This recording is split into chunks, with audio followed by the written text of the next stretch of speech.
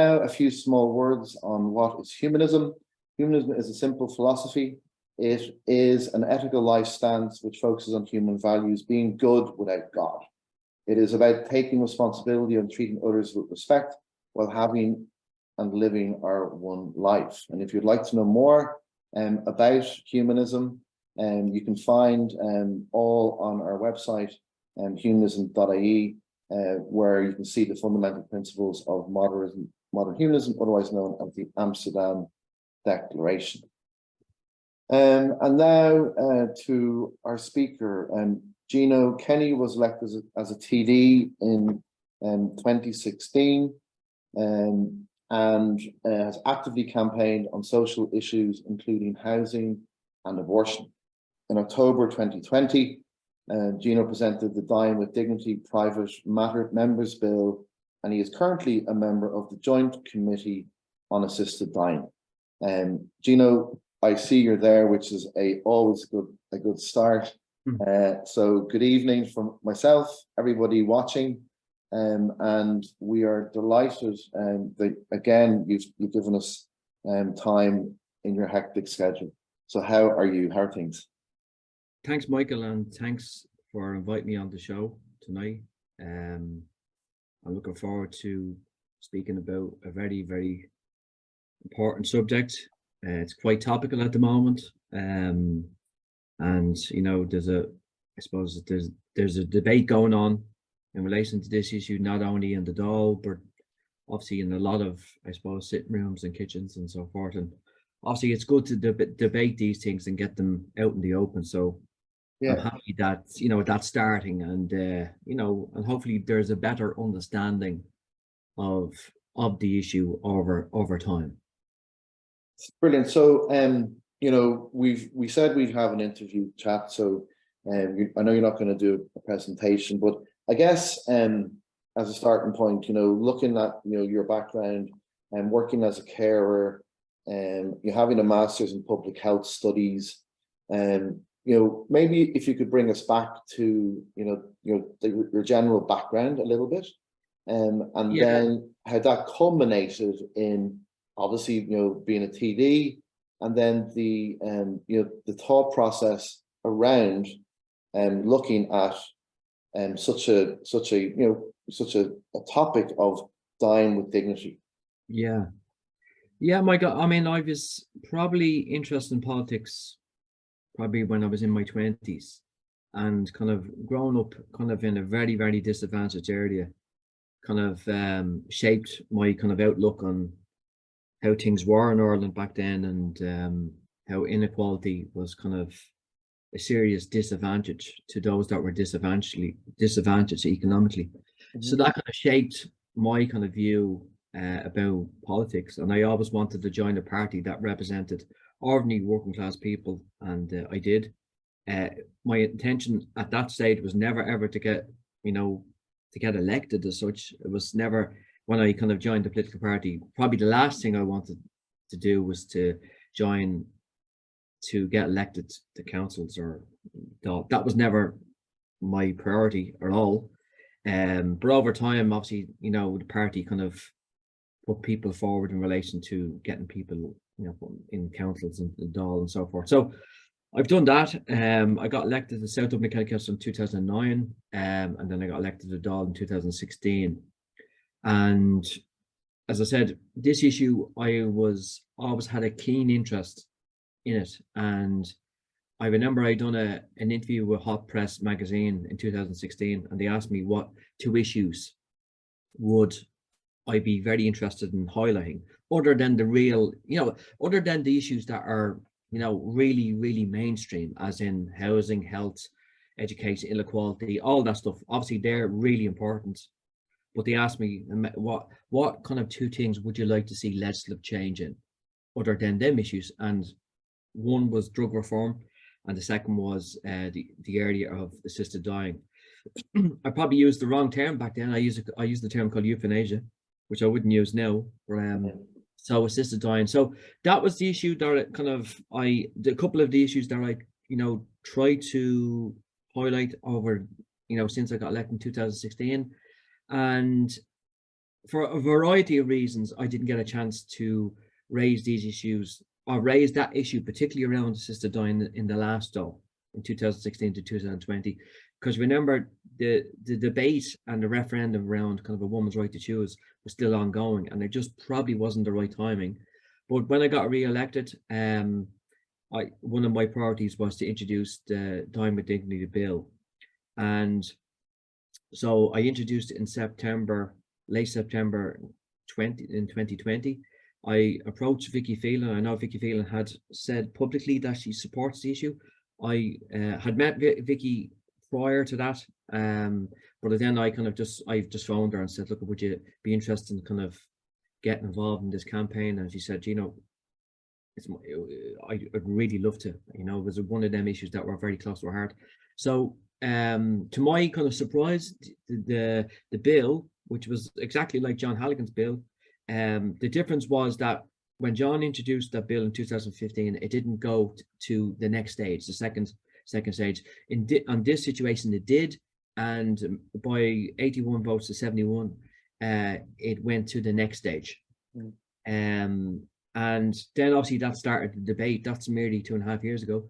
But essentially, the Justice Committee, which were kind of in charge of making a recommendation to the government what to do next, they done nothing. They made a recommendation of a special committee, and that's where we are at the moment. The special committee started 4 weeks ago and will run for 9 months. So, but at least we've started that debate and that discussion, and public opinion, as seen in the Sunday Business Post, public opinion indicates that they're way ahead of politicians in relation to this issue, and 3/4 of people that were polled said that they would, you know, if they had a chance, yeah, they would support legislative change in this issue. So I think, may I ask, to just maybe, you know, maybe on a personal level, was there something you pertaining to your own life or family, or that you know, brought it more to as an area to to look at, to campaign about? Because obviously it's a very specific area. I know we're going into more detail about the pros and cons of the criteria, and the general metrics around how one would decipher like what exactly you're going to look to do or to change with the the different areas around acts and that are there legally. But was there something personal that made you go, you know what, I'd like to take this on as a campaign? I mean, I worked as a carer, and I can put my hand on my heart that never shaped my view around assisted dying.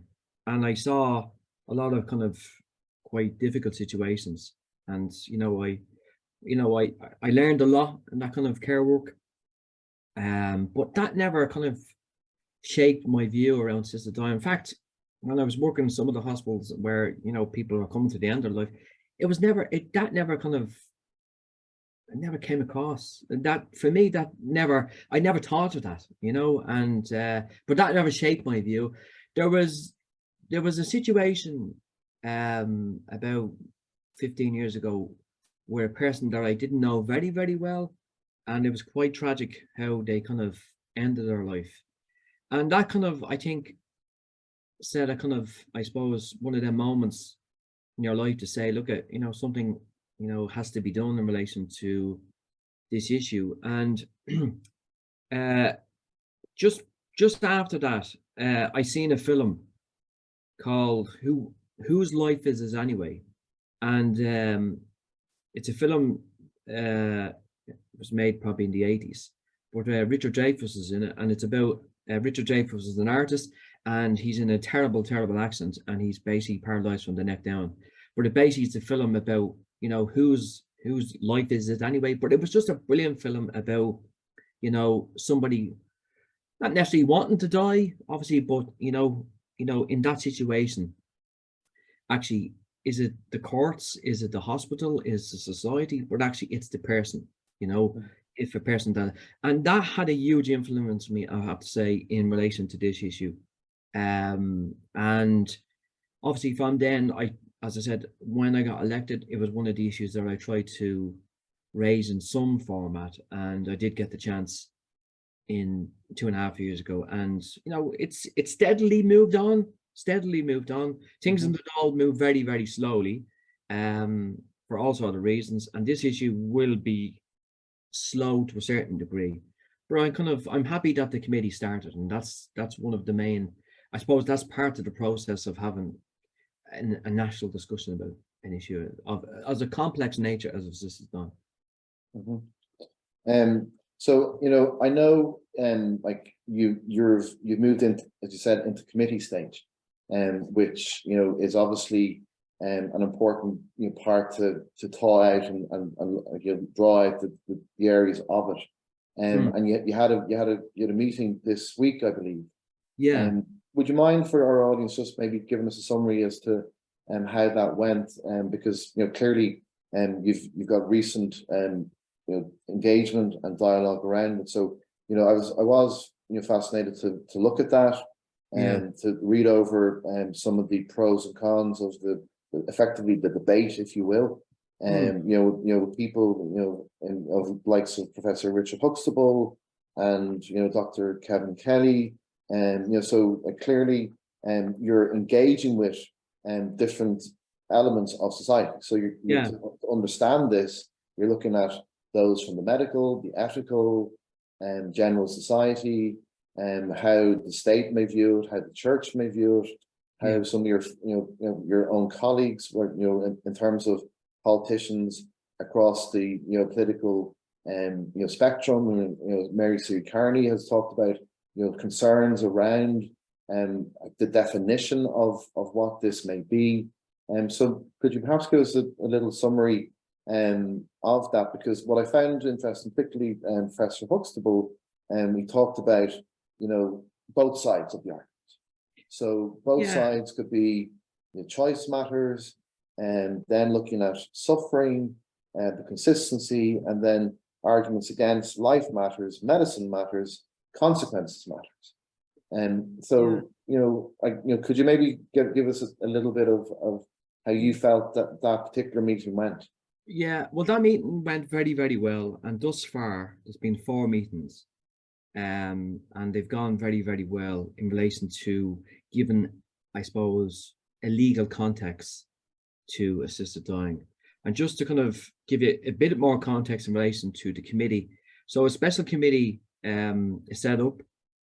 Sometimes they run for 3 months, sometimes 6, 9. In this case, it's 9 months. It's made up of 14 individuals, 9 TDs, and 5 centres, and a chair. I'm the vice chair.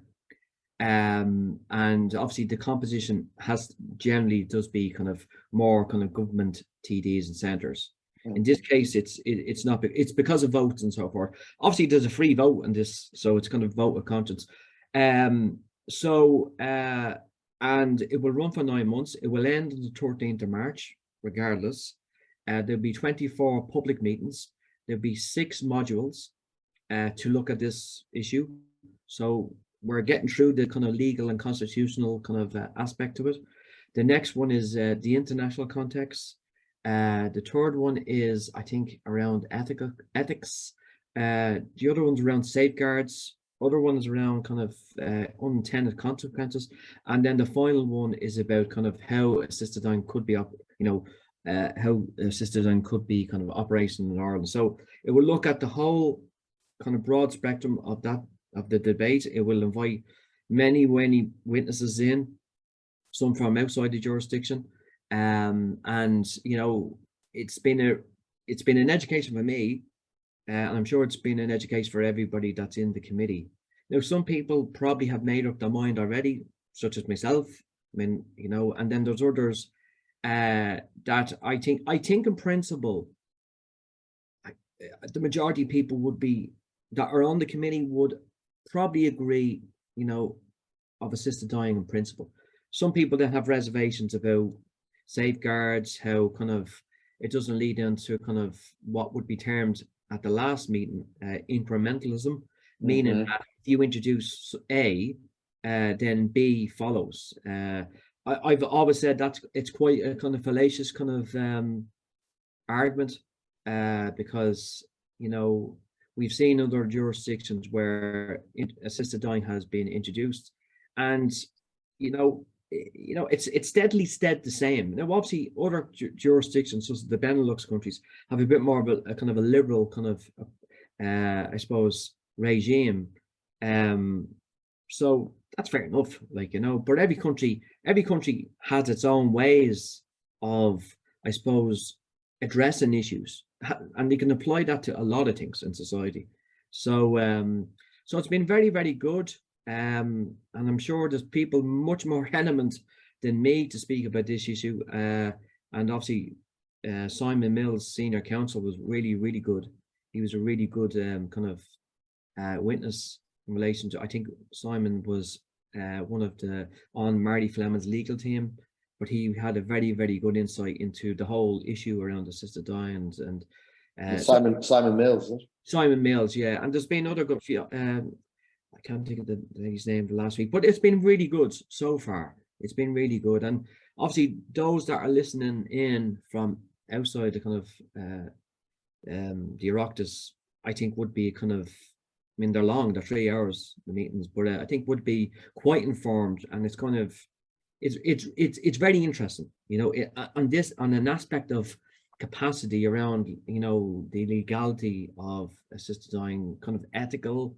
I suppose it touched on the ethical issues. Now, obviously, as it progresses and as it evolves, it will look into other issues that are much more kind of, I suppose, we'll get to the heart of what assisted dying is when they talk to doctors and so forth. So that will be kind of very, very interesting. And there's been a lot of media attention thus far in relation to the issue.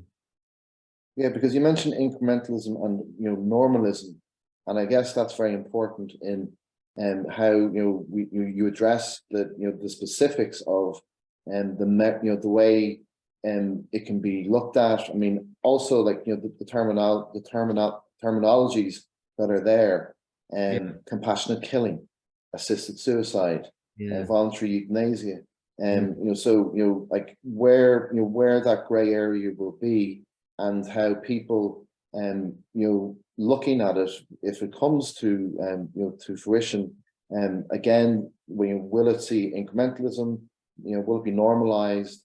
And from what I've seen in all the countries that have it, I mean, officially we have 6, and we have 11 states in the US, and but they all have different criteria. Yeah. So where do you see Ireland fitting in versus what has been implemented by other states? Yeah, I mean, the model that I would look on in an Irish context is Oregon, and probably more contemporary is New Zealand. That's the kind of model, if assisted dying was legislated for in Ireland, I think that's what would happen in Ireland. In relation to the criteria, in relation to those that could avail of assisted dying. And a number of 5 states, I think, in Australia have legislated for this. So I think that's what kind of the template would be. And obviously the use of language is very important. And those that oppose assisted dying use kind of quite distasteful language. I just think it's really unhelpful to conflate the issue around suicide and, assisted dying. I think it's just... people shouldn't go there, and I think, those, unfortunately, those that use that terminology know what they're doing, and it's really distasteful. Because I mean, Dr. Kelly, we talked about, the Supreme Court looking at this and, versus the Constitution, and that, the committee may be limited in, what you can change in terms of the act. Around the 1993 Act to provide for limited exceptions for people such as Marie Fleming. So perhaps it may be that a referendum on such a judgment, or a referendum in general, will be looked at to assess the judgments of the Fleming Act being overblurred, or it's highly unlikely. And Michael, the more kind of I've listened in relation to the legal aspects of this, the more likely there's not going to be a referendum, because there doesn't need to be a referendum, you know, because you're not changing the constitution. So it's highly unlikely there would be a referendum on this issue. So the people that can legislate are lawmakers, legislators, such as, you know, myself. And obviously the 2013 judgments essentially kind of, you know, said that. So there doesn't need to be a referendum. If there was a referendum, you know, if, and again, it's a big if the government couldn't decide and said, look at this, we have to put this to the people. It's possible, like you could do it like a plebiscite, but I think it's unlikely. I think it's unlikely that to happen. So it's up to legislators. You know, we are elected by the people of Ireland to legislate, and it can be difficult. You know, certain things can be difficult at times, but look, you have to be brave. And I think, I mean, again, public opinion is ahead of politicians in this, and indications are that people would support, you know, if it came to a referendum, but I don't think it will. So it's up to us as legislators then to push forward and introduce a kind of, you know, introduce assisted dying in Ireland. I think it will take a period of time. Obviously, the committee has to do its work, and hopefully at the end of that, when it's completed its kind of its deliberations, that it will recommend legislative change. Now that's what I hope. What happens at the end, I don't know. I really don't know. But hopefully that it will make a judgment to say, look, we've looked at this and we've looked at it thoroughly as possible, and you know, we hope, you know, we kind of in our kind of power as this committee, you know, we support legislative change. But again, that's a kind of an aspiration at this moment in time. At this moment in time, so look, we'll see how it works out, and whether the government, you know, want to take this issue on. If the committee recommends legislative change, but that's another matter completely, because there'll be only 1 year left of this administration. So again, that's up in the air. But look, I think let the committee do its work, and let's have the debate, and let's hear from all sides. Those that are, I suppose, in the middle, those that would be supportive of the issue, and those that would be against. And there is people that are against, and I understand if they're against it. You know, and they're against all sorts of things, religious reasons, ethical reasons, medical reasons, and that's their prerogative. And I will respect their view.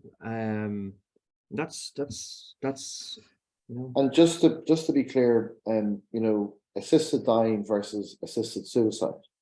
So there seems to be questions around, you know, the legality and this, you know, in terms of sanctions, eligibility criteria, and regulation procedures, you know, unduly influencing or coercing. And so, you know, is that really, you know, being delved into by the group? Because I think obviously the wording, the description of what you are going to bring to, you know, to be brought into law is going to be very important, because, you know, if it's, you know, yeah, at the moment, I mean, in 1993, suicide was decriminalized. It's hard to believe, but that's, you know, it was before that. It was, as far as my understanding from the legislation, it was a criminal act to commit suicide, or to, yeah. So a bit weird. So, but obviously to help somebody, you know, in the act of suicide or commit suicide, whatever, is a criminal offence, and it still is a criminal offence, you know. But we're not talking about suicide here. We're talking about somebody that's in a situation that's, you know, terminally ill, and, you know, and even if assisted dying was legislated for right now, the vast majority of people will never ever want to avail of it, ever, under any circumstances, if they meet the criteria. But there are those that can be in a situation where they want to forego a certain period of their life, and to me, that's what it comes down to. It's having a kind of a say in how somebody ends their life, and kind of, I suppose, having choice and have control over one's death. And I think that's a very fundamental right. And if somebody wants to forego days of their life, weeks, months, if they're coming to the end of their life, they should be able to do it legally and medically. But you have to do that. In order to do that, you have to change the law. So that's what I'd like to see, is like a compassionate system. Because I got a phone call from a family recently, very couple of days ago, and that family were kind of, I think, completely traumatized by the nature and how one of their loved ones had died. And I think they didn't really have strong views around assisted dying, but they do now. I think people should have a choice in relation to very complicated, obviously medicine has advanced, of course, and it's brilliant that medicine has advanced, and palliative care and hospice care is very, very good in Ireland. And as people, in Irish people, we know actually we're probably good at kind of dealing with death. And I know, look, at grief is terrible, death is terrible, but we can deal with it as in how we, do wakes and how we kind of, the process of death. I think we're quite good at that. We're good. And look, it can be very, very, very difficult, but we're good at that. But I think, the next kind of part of that evolution is somebody having a say in how they die. And we have a say in how we're buried or cremated, songs and all that stuff that comes around. But somebody should have, to say, look, I don't want to, I'm coming to the end of my life. And it's not being tired. It's not being because you're at advanced age. It's not somebody with a disability. It's not somebody with, on the grounds of mental health. This is somebody that's coming to the end of their life. Mm-hmm. And, they may have gone through palliative care, they may have gone through hospice care, or they may not want to go through that. But for that reason, that person should have a right to say, look, I want to kind of clock out on my terms. And that to me is the fundamental, I suppose, the fundamental argument and debate in this debate, and somebody as a human right should have that say. This shouldn't be this kind of paternalistic, doctor knows best. Then days are over. The days of kind of priests, and to a lesser extent doctors, telling you what to do are over. They're coming. I guess there is going to be still, a lot of focus on the criteria. While the right that you're talking about, and we'll open up to our audience, but you're looking at what are the range of conditions that would, allow a person or a family or a group to look at the conditions, the level of suffering, in terms of pain, palliative and tolerable, and the nature of the assisted dying model to be considered, and then the role of clinicians, because there's also talk about, safeguarding and the monitoring around the right to conscientiously be able to object to participation. As somebody within the area of the palliative care or those that are supporting that person in a hospital or a care environment, and we know that people looking at their decisions to partake in such activities would also have to be safeguarded, because we don't want or do we, that's the topic to assess in terms of all of the areas, the safeguarding, the monitoring, the criteria, will have to be, I mean, you yourself said, it won't be, accessible to anybody. It'll be more defined in terms of there'll have to be criteria reflective of what has gone on across the globe. So could you maybe expand a little bit on what you as a group and these meetings are looking at in terms of the criteria? Yeah, well, I just want to touch on the kind of somebody that has a conscientious objection to it, and I understand that there would be people in the medical profession that would completely, object to assisted dying. I perfectly understand. I mean, you have parallels between, the abortion debate, and I'm sure there's been doctors and nurses that have, removed themselves from that decision, and I perfectly understand that. Perfectly understand it. So I mean, there are many examples of clinicians who, publicly stated that they wouldn't be in favor of it. No, they would be. I mean, I presume the majority of the medical profession would be opposed to assisted dying, right? But there is, you know, I think there's a minority of doctors, the medical profession. Now, maybe this is me being kind of slightly kind of generalistic, but I think there's a sizable a minority of the medical profession that would support the issue around assisted dying. And that's evolving all the time. You know, the medical profession is not one homogenous group. And I understand if people had an objection against, you know, assisted dying, I understand. They remove themselves from that kind of situation. In relation to the criteria, I mean, that's up to the committee to decide and make a recommendation. And as I said, we're looking at other jurisdictions where assisted dying has been introduced.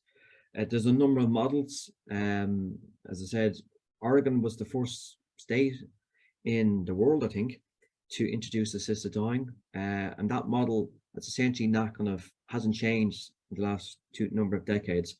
There is obviously the Benelux model, which kind of is a bit more permissible in relation to those that can avail of assisted dying.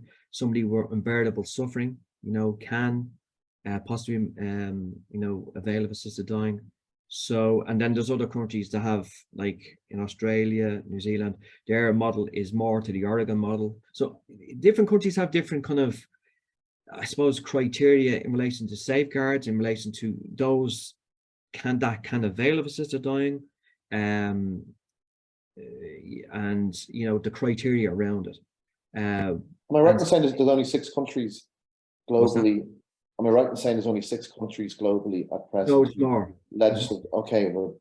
Yeah, there's about. I mean, Portugal have essentially passed legislation on assisted dying, but it's been kind of caught in a web of kind of it's been blocked by the president. Spain have introduced it, you know, assisted dying.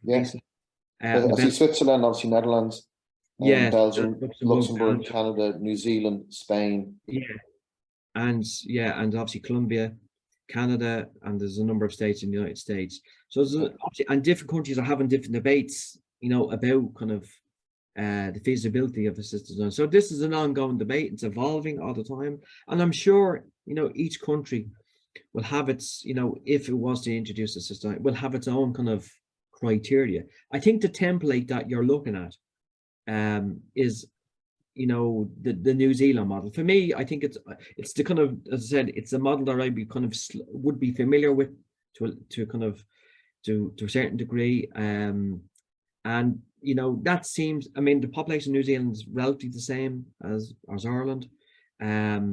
And they had a popular referendum about it, which is amazing, really. I think they're the first country in the world to have that. And nothing, like, the health system hasn't fallen apart, and no other health system has fallen apart because you avail of, you know, assisted dying has been introduced. I mean, there can be a slight kind of a certain degree of, I know I was kind of lambasted about this, about scaremongering. There can be an element of kind of scaremongering that, you know, if assisted dying was introduced, our health system, then it's a free for all. That's not the case. You know, that in some ways trivializes really kind of the issue that somebody, you know, with a headache can go, I want to die. It's not like that. You know, that's really kind of, I think it's kind of trivializing the issue. So I think in terms of like, you know, October 2022, there was reference to you spoke about the, you know, the Catholic Church in looking at, and, you know, like, in, you know, the concept here of assisted dying and spreading fear in older people in the concept. Now you said that that's, you know, possibly just, you know, a general standardized approach in such matters, but what's your thoughts around how, you know, they, you know, I mean, in fact, their involvement in the discussion, and then, you know, how that's been viewed by the committee. Yeah, I mean, the Catholic Church have obviously come out publicly that they absolutely oppose assisted dying, but the Catholic Church have come out against many things over the last 60 years that they oppose, and there's a whole list of issues that they opposed. And, you know, again, well, if people are ahead of politicians, people are a million miles ahead of the Catholic Church. Yeah, I mean, and that's not just going to say, you know, to demonize people, anybody that's of the Catholic faith, you know. But you know, the Catholic Church, some of the, you know, the bishops came out there recently saying old people should be afraid that kind of that assisted dying could be legislated, and that's scaremongering, because that's essentially, if you're kind of, you know, a senior, you know, you could say, well, what does that mean? Does that mean that I'm kind of worthless, or does that mean that, you know, a society wants to kind of kill me? You know, it's just really unsavory kind of this stuff, you know. But that's sometimes, if you're weak in your, you know, your debate, and you're weak in your kind of, I suppose, opposition to something, you will revert to fear, because fear is a very potent weapon. You know, and obviously you have to address these issues. That's not what it's about. This is, and I tried to explain to people what it is about. And when you put them facts on the table, I think, you know, most people would agree with you that, you know, yeah, okay, in that situation, may never use it myself. I may never avail of it myself. Who knows? But, you know, people should have a choice. It's like a lot of things. It's like I a mean, lot of, you know, there was you know, so one of the observations from Tuesday again was looking at adequate balance between the competing interests, right? So we can reaffirm the constitutional right to life to continue as a right to life, but not impose it as a duty of living for those who are enduring intolerable pain and suffering. So this, you know, this will not apply to all, but it, you know, it certainly warrants lots more discussion, and I think it's great that discussion is happening. yeah. Now, on the topic of discussion, you and I have been chatting away for almost half an hour now, and I'm conscious of everybody looking in intently. So if I may, Kat, I'll say hello to you. If there are some questions that have come into our chat, would you like to start off with reading them out, or any comments, please? Hi everyone, we haven't had any questions as of yet, but if anyone wants to raise their hand, please do. Oh yeah, we have a few there. So first ones that I see, I will just unmute you there, is C&K O'Brien. Yes, thank you. Thank you very much, Gino. I greatly appreciate what you're doing. Thanks. We myself Sorry, and Greg, could you just state your name, please, Will? If you don't mind. Catherine O'Brien. And Ken Ollinger. And Ken Ollinger, yeah. Thank you, Catherine and Ken. We have watched the two full sessions, the last two full sessions, and they have been extremely useful and informative. I have just one question. I have a brother who has MS. He was diagnosed 20 years ago. He has been in a home for the last 10 years, and he has had both legs amputated. At the moment, he's in good form, but he is very worried that he will be excluded by this 6-month business, that there should be no such thing as a 6 month. Most medical professions cannot even say that if you will last 6 months or you will only last 3 weeks. And he is very worried that he will be excluded and not given the choice, or that he will become, he has slow progressive. So the chances are he will not be able to do it himself, but he wants the choice and he wants to be able to do it when that time comes. So I would be very worried that the committee will put a time limit and will exclude illnesses like motor neuron or multiple sclerosis, because strictly speaking, they're not considered terminal. So it's a very good question. It's a very good question. And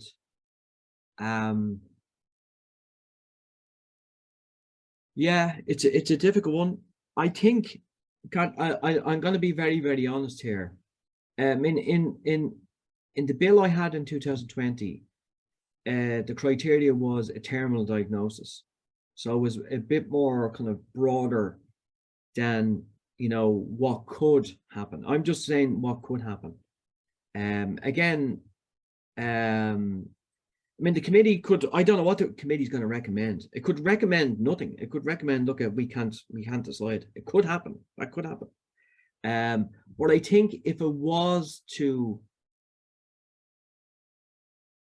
legislate and recommend a regime of assisted dying, I don't see how it would go beyond, you know, a time frame in relation to a terminal illness. I just don't see that happening, right? And I think if it was to, you know, pick a template, that would be the template. I think it would go, but probably go beyond the 6 months. There's like in New Zealand, I think, or in Oregon, is somebody with a neurodegenerative condition, that would be 12 months.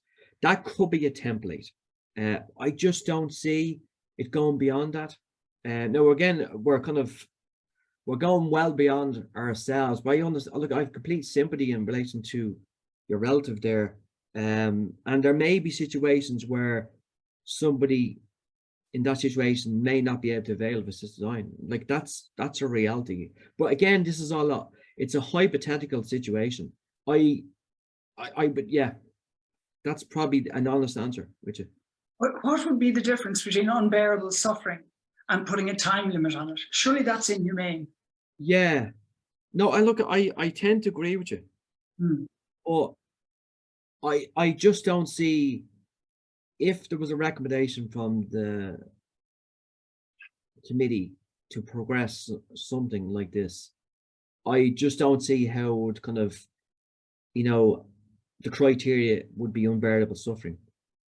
Now, I could be surprised, right? I could be surprised that it could go beyond. That could be the criteria, but I think it's too. I just don't think that's going to happen, and I don't think that's not where it's at this moment in time.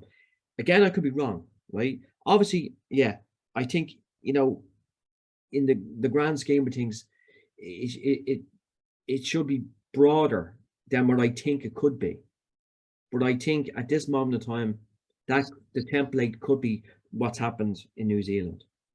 Now, if this continues to happen, it would mean the likes of Mary Fleming's case, she would not be in any better position than she was 10 years ago. Possibly, yeah. Possibly. And I know what you're saying. So I would dearly like people to fight harder for that, actually. Sorry, I won't talk anymore. I would dearly like people to actually be compassionate about people in those circumstances. Yeah. And I don't want to be a hostage to fortune and say, look at, you know, this is the criteria that we should look at, you know, but I just don't, I just looking at the kind of, I suppose, the dynamics of the committee. I mean, as I said, it may recommend no legislative change. That could happen. Or it could recommend something more than I think it's going to suggest. But I know where you're coming from. I really do know where you're coming from. Because if that was the template in relation to, say, the New Zealand model, then yeah, the likes of your relative, in some ways, Mary Fleming could not avail of it, of assisted dying. So it's a difficult one. It's a very, very difficult one. But maybe look at over the lifetime of the committee, it will definitely look at that, because it hasn't. I mean, again, it hasn't fixated on, hasn't got to that part yet where look at who could avail of this. You know, it hasn't really got to that point where look at when we're sitting down as committee members to say, look at, you know, who could avail of this. No, I think it's shaping into who will not be able to avail of it. You know, so I mean, obviously that has been stipulated in the committee. Who couldn't, on what grounds you couldn't, and that's the somebody and I've kind of repeated it already. But look, that may evolve. It may evolve over time. But it's a good question. Like I don't know the answer. I'll be honest with you, at this moment in time. The main thing for us is that the committee, through its kind of, you know, its discussion, that it recommends a form of legislative change. Now, at this moment, I don't know what that looks like. Can I point out, you know, we've watched, I've been involved with End of Life Ireland, which a lot of the humanists perhaps know about. But there's a few things that will put this in context for the people who haven't followed it or don't know about End of Life Ireland. The statistics that come from the likes of Canada and other places show a number of very interesting features to put this whole idea in context. Number one, the vast majority of people who have entered into the idea of medically assisted dying are already involved with end of life care, either in hospices or hospitals. Okay, that's number one. Well over 80% have already been involved with palliative care type of situations. Number two, the majority of people who think about this and go into the whole process don't carry it out either by themselves or through a physician-assisted type of situation. So as a result, yes, you're looking at a very, very small percentage of people in the first place, even the ones who are terminally ill. But what it does provide for an awful lot of people, even if they don't go through with it, is that they have peace of mind that they needn't go through the anxiety, the pain, the suffering, or put their families and their other people through it as well, which is a lousy process to watch someone go through this, I have to tell you. And I think people who are in the group who are looking at this talk tonight, they need to pay attention to the remaining type of arguments, well, your sessions that happen on the Tuesday mornings in the Oireachtas, because these issues are going to come up. The other thing to note is the British Medical Association in September 21 made the largest poll of their doctors ever, and little over 50% agreed with the changing of the legislation for assisted dying. Now, the interesting thing is that from a conscientious objection point of view, there was a much smaller percentage who said they would carry it out. Yeah, and I think that will certainly, absolutely be the case in Ireland, and in fact, most countries. You know, there is an incredibly well-researched submission to your committee by the Irish doctors, the majority of whom are GPs, but a lot of them are not, having to do with an overview of medically assisted dying throughout the world, and which includes everything from the statistics from all the countries we've mentioned, plus the methods of doing it, consent, and all that kind of thing. So it's an amazingly good submission by over 200 doctors. Over 300 doctors have signed up to already agree and be active participants in assisted. So that be legalized. Yeah, no, it's a good document. It's a very good document. We have a good few questions there. Thanks, Catherine and Ken. So if you don't mind, I'll just move on to the next question, just conscious of time and to try to get through everybody who wants to speak. So thanks very much for your question. Rosie, if you want to come off mute there and speak to Gino. Hiya. Yeah, I just kind of following on from the previous question, but a lot of people with disabilities are very against medically assisted dying or any sort of assisted dying. What would you say to them to say, you know, I have a disability, I'm in favor of it, but a lot of people I know are against it. What would you say to try and assuage any concerns people have? Yeah, no, it's a good question, Rosie. Well, first of all, it's not compulsory. You know, it's a voluntary decision. I don't think they kind of, I mean, the way I look at it, that they see it, that doctors would be lining up to bring them, you know, and which isn't the case. Yeah. And I know it will be very stringent. Yeah. But how are you going to get?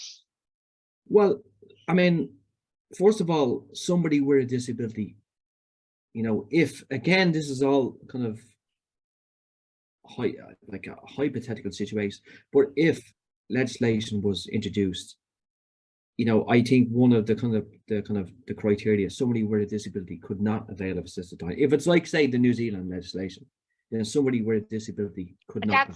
That's wrong. Yeah, but what's that? That would definitely be wrong, because. Right, but I'm just saying, in New Zealand, that is one of the criteria.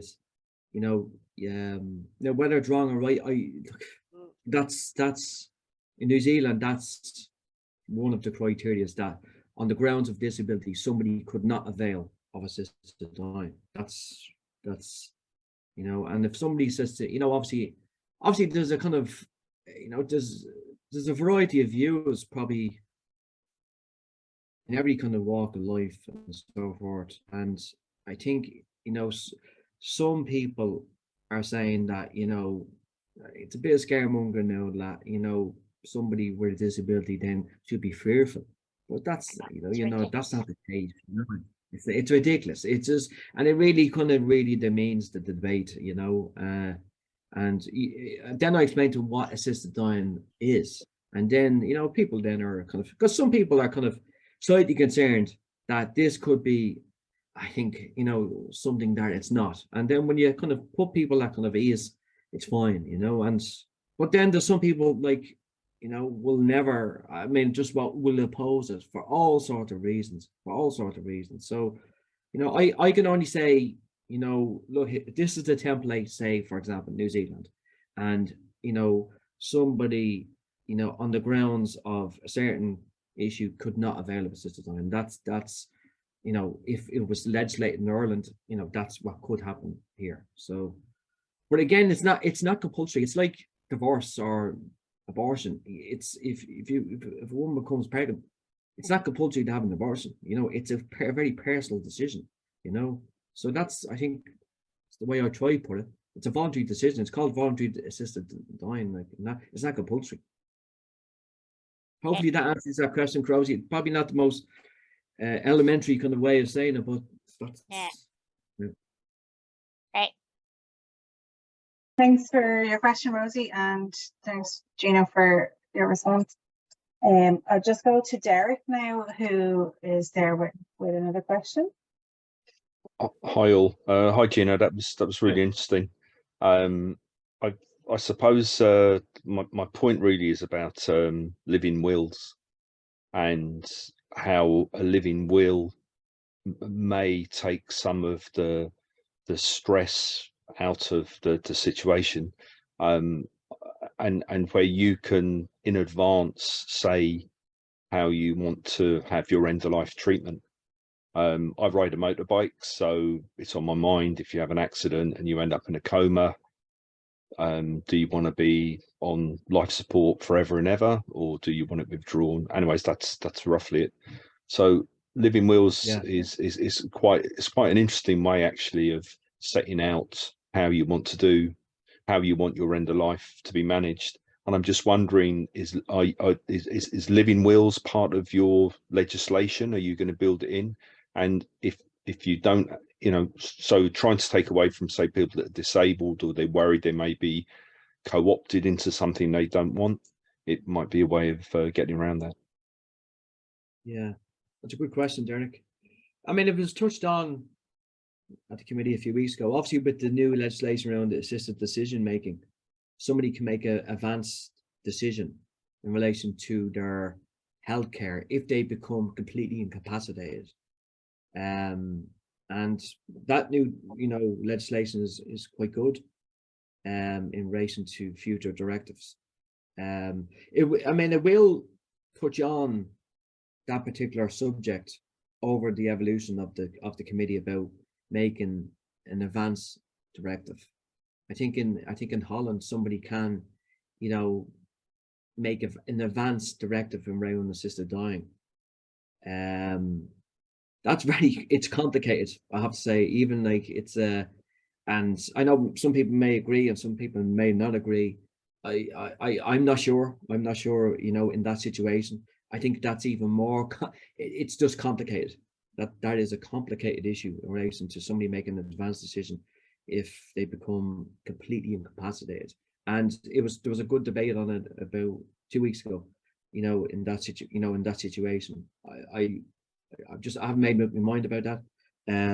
But this is an evolving debate for everybody, and it's good that we're having this debate. And again, there's, I suppose, even those that would support assisted dying, there's obviously a variety of views even in that community. You know, how I suppose what criteria would, you know, somebody could avail of assisted dying. I understand, like I perfectly understand why people have a variety of views in relation to that. But Yeah. Yeah. Okay. Thank you. Thanks, Sarah. Tom, do you want to go ahead there and unmute?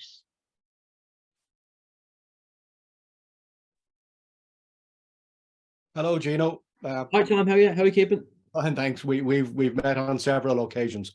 It's Right. more a bit of clarification that, and I'm sorry for interfering if that's the way to put it. But just some time, well, also that Mary Fleming was mentioned, and I was a little bit involved with Mary Fleming, so I know a lot about that situation. So I'll come back to that in a minute. But just on clarification of assisted dying. Assisted dying is really a catch-all, if that's the way to put it. And there are two things that come into that category, and I think most of us are afraid of using the terminologies.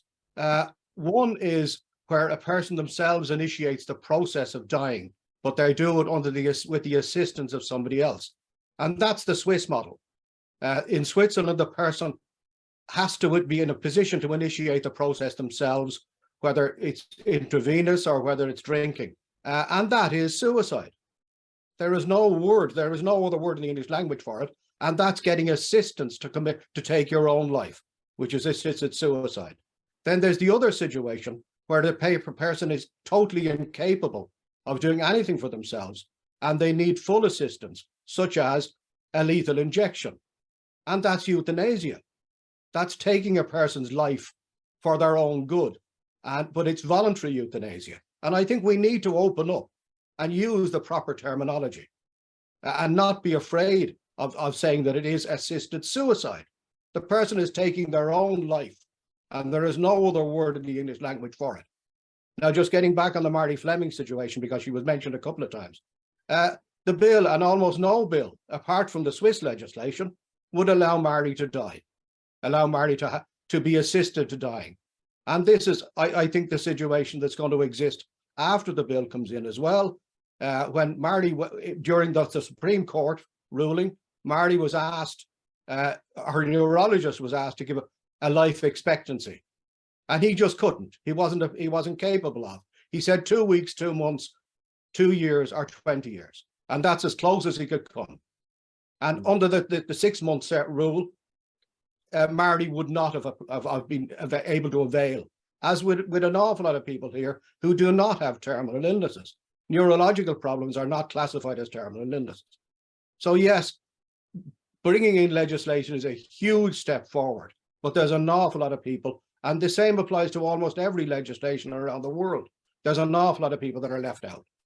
And those people, just like Mary, had to do their own planning and plan to take the law into their own hands. And this is, again, the way Mary got satisfaction out of the last 5 to 10 years of her life, that we put our own plan in place. And there are people still going to have to do that and get assistance to do that. I'm sorry, that's all I have to say. Thanks, Gino. Thanks, Tom. Thanks. Thanks, Tom. And we'll go to, is it Breed or Bridget? Bridget. Bridget, sorry. Just depends on your Irish. Yeah. I don't want to be flippant, but we all have a terminal diagnosis. We are all going to die.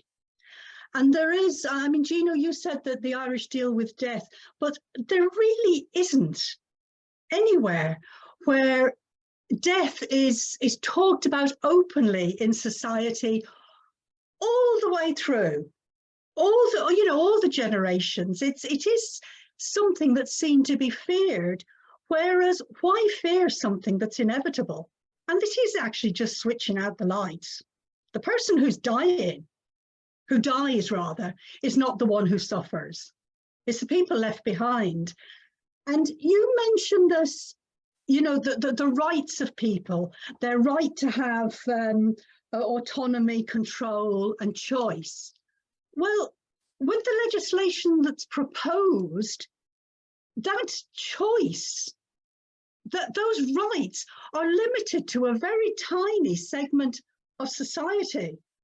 And I'm not in it. And I do not like being excluded from rights. I'm 70. I the most important thing to me is my autonomy. I want to be the one making decisions.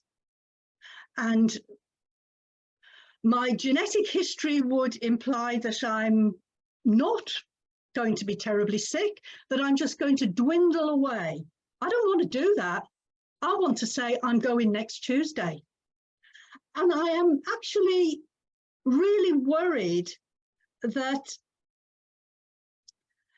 putting in law what I would consider inadequate legislation is possibly more dangerous at the moment than no legislation, because it will be said, oh, it's been dealt with. That issue has been dealt with. And it certainly won't have been dealt with to my satisfaction. So that's really what I want to say. It needs to be an awful lot broader.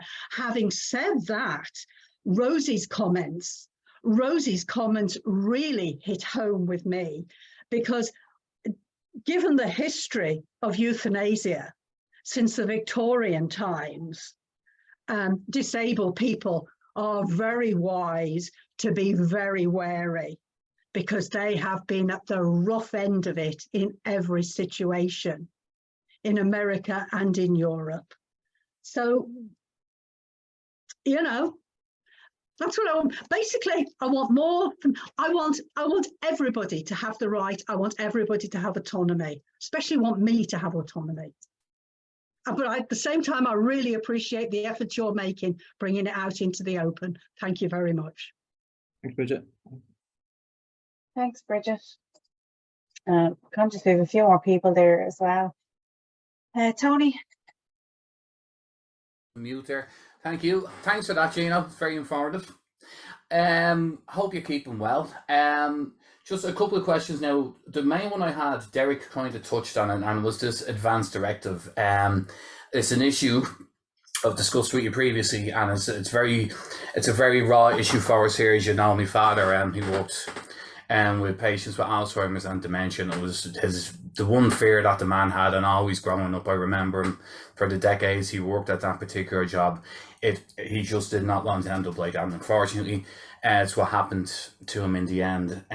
Even with the New Zealand model, you have to be assessed to be competent to assist of assisted dying, even if you have clearly stated, and it's a known fact by every single measure. And I could hardly think of somebody who could ever have doubted it's what my dad would have ultimately have wanted, you know.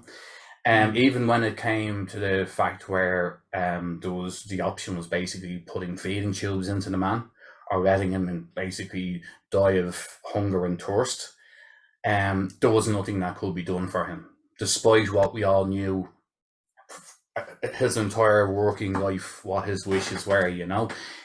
Is there any model? Now, like I said, I know the New Zealand model, and we have discussed it a lot, and is there a particular model that could help a person in that situation if his entire family, you know, it was common knowledge within the family that is what the man wanted? You know, is that something that's up at the moment? And the second one is there, just my second question, is your perception within the Dáil at the moment different from the repeal of the 8th Amendment? So with the 8, we saw that we had the Citizens' Assembly, which came out with some excellent recommendations, and then it was completely pulled back, watered down. It went through the political process. Is the fact that, you know, assisted dying is something, I mean, everyone's going to pass away, whereas not everyone's going to have to face a crisis pregnancy who's going to ultimately be voting on these matters. Is there a difference? Can you perceive a difference with how this issue is being looked at compared to when the 8th Amendment came back from the Citizens' Assembly? Thanks, Tony. Hope you're keeping well. Yeah, I mean, obviously, the Special Committee on the 8th Amendment evolved over a period of time. And I presume, from my recollection, some people that actually went to that committee were kind of had made up their mind, and probably during the progress of the committee, then things begin to kind of change in their mind, and they start listening to the issue, those that were kind of a lived experience, and in that process, they probably changed their minds. And I think a lot of people did change their mind, particularly about certain over the last number of years, when they heard the evidence and they heard the compelling evidence, the kind of lived experience. And I think there's probably there wouldn't be any difference in relation to this issue. So I think there will be people that will come to the committee that maybe haven't made up their mind, and maybe they may kind of at the end of the process they may completely oppose assisted dying, or they may kind of change their mind. So I think that's ever evolving. In relation to your dad, I don't know, Tom. I mean, look at again. I'm just in relation to the committee. I'm trying to, because obviously that's an extremely difficult circumstance, and I at the moment the committee is working its way. It's working its way through the whole spectrum of this debate, and at the end of that debate and at the end of the committee's lifetime, hopefully it will commission a report, and it will commission a report say many things about this issue, and I'm sure it will touch on issues like your dad's situation, where they don't want to they don't want to be in a situation where they can't make a choice, and that's very, very complex. There's some way, and then it's kind of simple in others that a person wants to have choice and they don't want to be in a situation where they can't make that choice. That again, that has to be teased out at the committee. So I don't know if that answers that question, Tony. No, lads, I appreciate you, and as well as that, I appreciate the work you've done on it. I know how unrelenting you are on issues like this and medicinal cannabis as well. So it's appreciated, mate. And as well as that, I know we have some end of life Ireland people on as well. So thanks, guys. It's really appreciate the work you're putting in it. Thanks, Tony. Thanks, Gino. Thank you, Tony. Gino, just to note, we're over time, but we want to check. Are you okay to take Michael? one or two short more questions, and then we'll wrap up. I appreciate it again, your kind time this evening. Kat, back to you. Perfect. Next the question is Alan. Do you want to go ahead?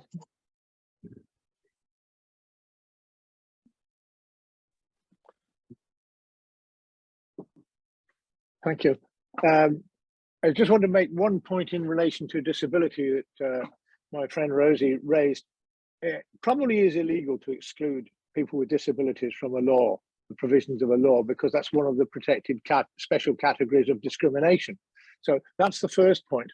But there is an international example of this in that in Canada, persons with disabilities were excluded from the provisions of their Medical Assistance in Dying Act. And people with disabilities, a group of people or individuals, went to court, and the Supreme Court decided in their favor that it was actually unconstitutional to exclude them from the provisions of the bill. So that's discriminatory. So that can't be done. But it is important to be clear that disability is not of itself a criterion which allows you to end your life. You have to meet the other criteria, which are whatever they are in the bill. And I'm with Catherine O'Brien here, and I think it should be along the lines of the Dutch legislation and a few of the others, which say intolerable suffering without reasonable expectation of relief. And I might just say, and this is something I think Tom has beaten this drum many times, Tom Curran, many times, that the only way you can decide whether something is intolerable, that's a question for the individual to decide. Now, it's a very difficult and very open matter. Well, it's not difficult, it's actually simple, but it's very complex. So I think people in our system, we're probably going to use the medical model. I don't think there's any escaping that. But I think we need to keep the criteria as open as possible for the reasons that Tom and others have described. Neurodegenerative diseases may not be described as terminal. Motor neuron disease is a terminal disease. It's just a question of how terminal is it. You will die of motor neuron disease if something else doesn't get you first. If you make the criteria too short, make it 6 months and nothing else, then the only people who will be able to avail of it are those with terminal cancer, pretty much. Nobody else will be able to avail of it. That's the experience in Oregon, one of the most conservative pieces of legislation in the world, and one of the oldest. I don't know well, there isn't enough experience in New Zealand to be able to say, I think, at the moment. I'd make one other point, if I may, that where legislation has been in place for some time, the proportion of people who actually avail of the process, that's to say, go through and end their lives, is about 4% of total deaths. It's a bit higher in some than others, but that's about the general figure in anywhere that's had a few years of this in operation. 4% of total deaths is not very many. In Ireland, that would mean fewer than 1,000 people per year. It'd be of that sort of order, that's all. So we're not talking about mass slaughter here, and we're certainly not talking about involuntary mass slaughter of people with disabilities or any other group. And I would suggest that it's actually wrong to treat people as groups. But in this case, like Bridget, you need to be treated as an individual. It's an individual decision and an individual choice. Thank you. Thanks, Alan. I think we'll just take one final question there from Peter. You've been very patient, so if you just want to unmute there. Hello. Thank you, Gino, for all you've said, and you've given answers very carefully. Thank you. I don't want to ask a question, but I want to support two things that other people said. Firstly, I want to agree with Tom that it's really important to describe these acts in proper language that really refer to what they are. As he said, killing yourself or getting somebody else to help you kill yourself. And secondly, I wish to support what Bridget said about your own autonomy. Like, I have the same view, even though I haven't thought about it much, that I want to do it when it comes up for me. I want the autonomy, and Bridget has shown fairly clearly that there's no really good reason for stopping anybody from doing it unless you're mentally incompetent. And I do think it's a problem for Tony's father, that Tony said that all of his family knew what his father wanted, but the law can never really work on that because they could all be biased, wanting the father to be dead sooner than otherwise. So a law to deal with Tony's father should have a public authority to which his father could have gone sometime well before he got ill and where he could register his view. Thank you. I finished. Peter. I'll hand it over to Michael there if you want to wrap up. And thanks everyone for your questions, and Gino for contributing with your knowledge and your answers. Yeah, thank you, Kat. And I know there was a comment from Palomi, and thank you to Gino for the talks. Wanted to understand under what situations one could not avail of this. For example, unbearable suffering, which I believe is the Swiss mode, also should include debilitating mental health issues like acute depression. I suppose that wouldn't even be considered by the committee. Any brief comment on that? Yeah, I mean, obviously we're looking at different jurisdictions where, you know, where one can avail of assisted dying. And it's, as I said, it's different in a number of countries. And, you know, the committee will look at that. And they would look at, you know, grounds where one could never avail of assisted dying. And obviously one of the controversial ones is around on the grounds of mental health.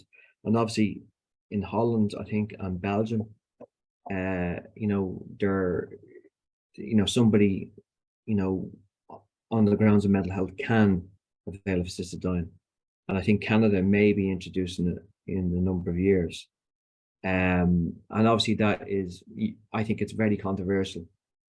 And I think the vast majority of people would not want that to happen in Ireland. And on a personal, this is my personal view, I would be against it. And that's not to trivialize somebody that's, you know, in mental anguish, but that's my own view, you know.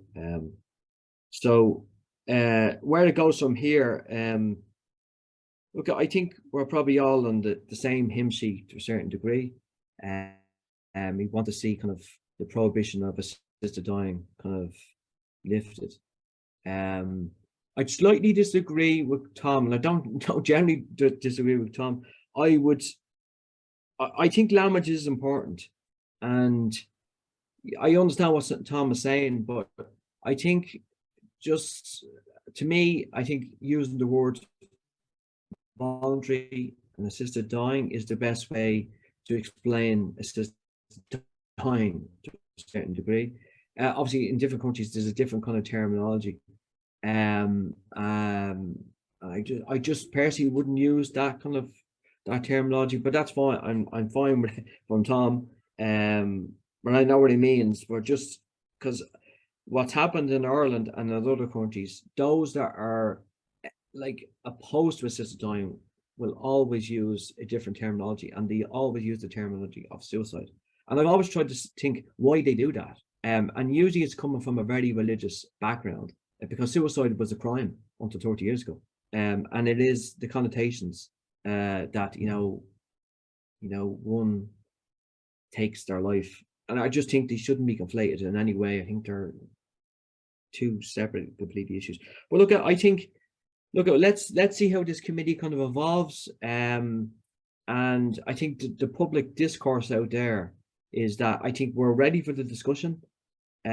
People's opinions are ahead of lawmakers on this issue, and it would seem that, you know, people want to move on, and they want to kind of, because this issue is, I think it's been ongoing for, you know, over a decade. I think Marty Fleming's case has been kind of the catalyst, you know, to start this debate off. And I'm sure there was probably other people before, but Marty's kind of case, you know, has been a kind of catalyst in relation, because Marty's case has been mentioned every single time in the last 4 kind of public discussions. And I think it was the catalyst for this debate, and hopefully it will be the catalyst for legislative change in Ireland. Other people have gone beyond after Marty, Bridget Ford, Gaynor French, and the likes of others that have, like Vicky Phelans. I think intervention 2 years ago was huge, because this was a woman that was hugely respected by everybody in Ireland. And she, you know, Vicky was saying, look, I have a terminal diagnosis. I would like the choice. And, you know, when you hear that narrative coming from a person that's in that situation, it's the most powerful, you know, narrative that you can hear from anybody in relation to this issue. And I think Vicky's, it's a terrible shame that she's gone. But, you know, I know that she's up there, but she's there in our spirit. And I know she said to us in kind of private that she was very passionate about this issue. And when she was gone, that we would, you know, lead kind of the charge in relation to this. And that's what we promised her. And obviously that's what we're trying to do. Gino, thank you. We normally ask you for the final word, but I think you've actually given us, you know, brilliant wrap up there of, you know, what has been certainly an enlightening, you know, conversation. Thank you to Catherine and Ken, Rosie, Bridget, Derek, Tony, Alan, and Peter for contributing. It's always appreciated, and for everybody else that has joined in and has posed some questions to us. We will endeavour to write a summary and put it on our social media, and as always, ask for the kind permission of Gino to share the talk online, so we'll do that afterwards. But on behalf of Humanism Ireland and everybody this evening, Gino, we thank you for your time. It's very much appreciated. It's certainly a great initiative that you're looking at, and you're having the dialogue, and perhaps you might share with us when we put on our social any links or any events that are coming up where we can become part of the conversation. So that would be appreciated. Thanks for inviting me on this kind of this format. And as I said, it is it's a difficult subject to talk about sometimes, but it's good that we're talking about it. And I think the more you talk about something collectively, I think sometimes kind of the more it becomes less complicated. But then, well, again, it becomes more complicated when you hear other views and so forth. But look, the main thing is we're having discussion.